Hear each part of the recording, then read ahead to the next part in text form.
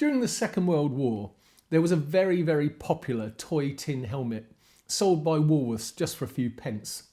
They were stamped out of very, very thin metal, and the brim was sort of crinkly all the way round, and the chin strap was made of a piece of elastic. And they often crop up in photographs of home guardsmen or dad home on leave with young son very proudly wearing his tin plate, tin hat and shouldering a wooden rifle. But this is a kind of First World War example, and it's very, very different. For a start, it's not made of tin plate. It's actually made using a proper British Army steel helmet, which has been cut down and hammered into shape, probably on an anvil or something like that. So it's a proper steel helmet. And it's interesting because on the front, it has this lovely example of the officer's bronze cap badge of an officer of the Royal Engineers, as you can see there with the George V cipher.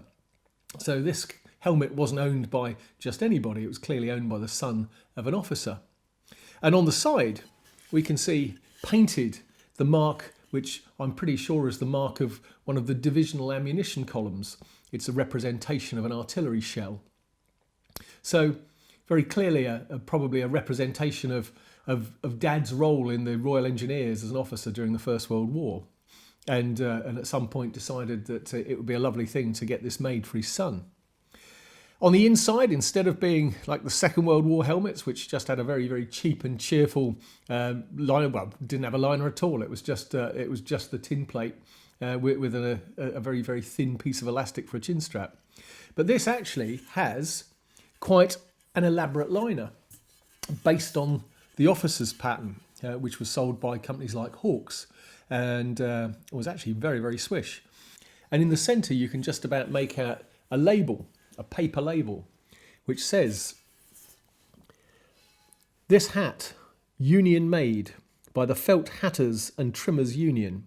And over the top a motto which says, "Be just and fear not."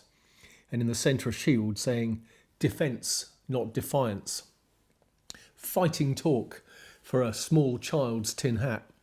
And you can imagine just how chuffed the original owner of this tin hat would be out there playing with his wooden rifle with his chums and bearing a badge of his dad's corps on his own personal British Army steel helmet.